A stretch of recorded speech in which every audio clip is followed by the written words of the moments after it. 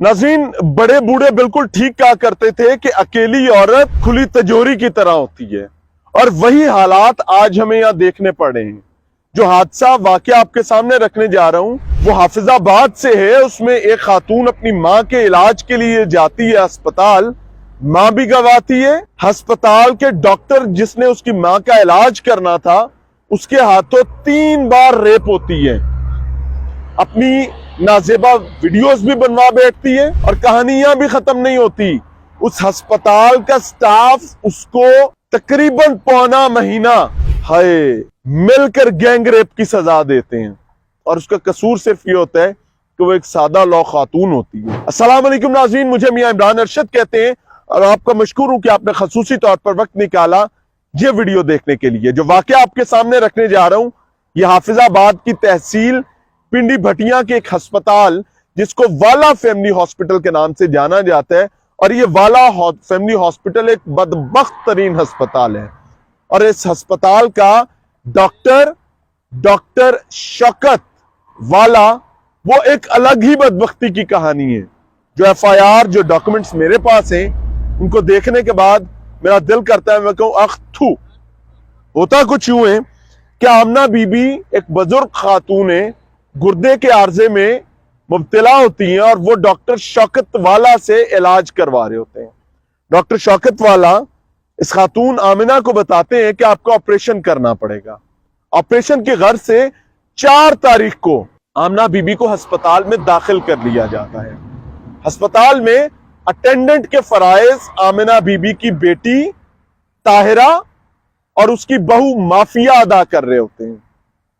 4 तारीख को एडमिशन के बाद 6 तारीख को ऑपरेशन हो जाता है। यहां तक सब कुछ अच्छा था। ऑपरेशन के बाद एफआईआर के मतन के मुताबिक डॉक्टर शौकत वाला अटेंडेंट्स को बताते हैं, ताहिरा को खास तौर पर, कि परेशानी की कोई बात नहीं, your mother is safe now, आपकी मां महफूज है। सिर्फ 2 दिन बाद ऑपरेशन हो चुका होता है, लेकिन 2 दिन के अंदर अंदर मामलात ऐसे होने लगते हैं कि अस्पताल का स्टाफ आमिना बीबी की बेटी ताहिरा को और माफिया को बहुत ज्यादा सर पर उठाने लगते हैं। उनको ऐसा एहसास दिलवाने लगते हैं कि हम तो आपकी तकलीफ में बराबर के शरीक हैं। इतनी अच्छी औलाद, इतना अच्छा खानदान, क्या बात है, क्या कमाल है। और इस सारे शीशे में उतारने का काम 2 लोग करते हैं। एक डॉक्टर शौकत के घर काम करने वाली उसकी निजी मुलाजिमा, जिसकी डॉक्टर शौकत की फैमिली लाहौर रहती है, उसके घर में मुलाजिमा मौजूद होती है। सुरैया नामी खातून जो है वो अस्पताल भी आना जाना होती है, वो अपना अलग सलैक सीधा करती है। और उसके साथ दूसरा शख्स वहीद रजा जो कि कंपाउंडर का काम करता है। एफआईआर के मुताबिक 10 तारीख को पहली दफा इस खातून का रेप होता है, और वो रेप इस तरीके से होता है कि इस खातून को इसकी भाभी के साथ एक कोल्ड ड्रिंक ऑफर की जाती है, वो इनकार करती है।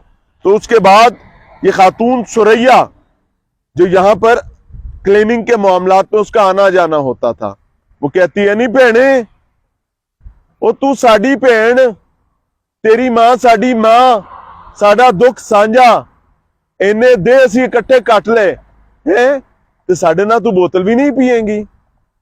तो जिस वक्त इस किस्म की गुफ्तगू होती है तो इस खातून ताहिरा की भाभी यानी माफिया भी कहती है पी लेते हैं। जो ही ताहिरा सुरैया और माफिया के कहने पर बोतल पीती है तो ताहिरा होश खोने लगती है। जैसे इस पर खुमार तारी होता है तो माफिया और सुरैया जो है उसको संभालते हैं। माफिया जो कि भाभी है इसकी, वो आवाज देती है कंपाउंडर को, जिसका नाम वहीद रजा है। वहीद रजा भागता हुआ आता है और ये तीनों लोग मिलकर उस बेचारी लड़की को एक कमरे में लेटा देते हैं। अब ये लड़की जब होश में आती है तो ताहिरा बताती है कि मुझे महसूस हुआ कि मेरे साथ बदफेली हो चुकी है। बेहोशी के आलम में वो चीखती है, चिल्लाती है, मदद के लिए पुकारती है, आहो जारियां करती है। इसी दौरान ये रजील इंसान जो कंपाउंडर का काम करता होता है, वहीद रजा, एफआईआर के मतन के मुताबिक अंदर आता है और वो उसे कहता है, मुंह एक लफ्ज ना कड़ी, मैं ज्यादती दी ते तेरी नाजेबा वीडियोस बना लिया ने, ज्यादा बोलेगी तो ऐसा ही एक टीका पहले तुम्हारी मां को लगाऊंगा जो बिस्तरे मर्ग पर पड़ी है, वो मरेगी और तेरी नाजेबा वीडियोस इंटरनेट पर बेचूंगा, वायरल कर दूंगा। वो बच्ची डर जाती है और उसकी भाभी और ये रजील औरत ताहिरा उसको दिलासा देती है कि बीबी खैर ऐसे चाहिए, पहने खैर ऐसे चाहिए, जांदी कर। कहानी यहां भी नहीं रुकी। वेरी नेक्स्ट डे 10 तारीख को यह वाकया होता है। 11 तारीख को इस बच्ची ताहिरा को दोबारा बुलाया जाता है।